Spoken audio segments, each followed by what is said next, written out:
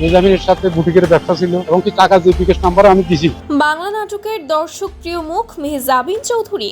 অবশ্য তাকে কুইন বললেও খুব একটা ভুল হবে না। সম্প্রতি এই কুইনের বিরুদ্ধে গুরুতর একটি অভিযোগ উঠেছে।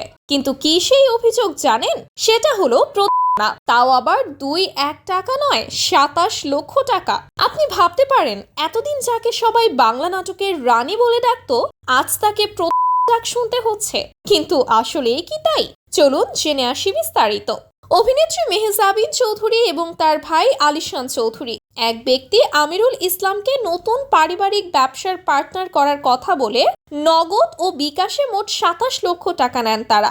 পরে ব্যবসা শুরু না করে টাকা ফেরত দিতেও নানা সময় কালক্ষেপণ করেন। পাওনা টাকা চাইতে গেলে মেহজাবিন, তার ভাই এবং আরো কয়েকজন তাকে গালাগাল করেন এবং হুমকি দেন। এই ঘটনায় 24 মার্চ আমিরুল ইসলাম আদালতে মামলা করেন। মামলায় তাদের বিরুদ্ধে পরোয়ানা জারি করা হয়। মেহজাবিন চৌধুরী এবং তার ভাই আলিশান চৌধুরী ঢাকার নির্বাহী ম্যাজিস্ট্রেট আদালতে আত্মসমর্পণ করেন এবং পরে আদালত তাদের জামিন মঞ্জুর করেন। কিন্তু প্রশ্ন হচ্ছে, আসলেই কি মেহজাবিন এমন কাজ করতে পারে, নাকি তার বিরুদ্ধে মিথ্যা অভিযোগ করা হয়েছে? ভক্তদের অনেকেই বলছে মেহজাবিন একজন সেলিব্রিটি পার্সন, তাকে হেনস্থা করার জন্য এমন ষড়যন্ত্র করা হয়েছে। তবে কিছু নেটিজেন বলছে ভিন্ন কথা। তাদের মতে মেহজাবিন কিছুটা হলেও এর সঙ্গে জড়িত।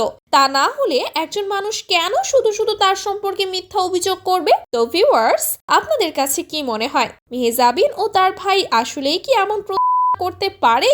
অবশ্যই জানাবেন আপনার গুরুত্বপূর্ণ মতামত আমাদের ভিডিওর কমেন্ট বক্সে।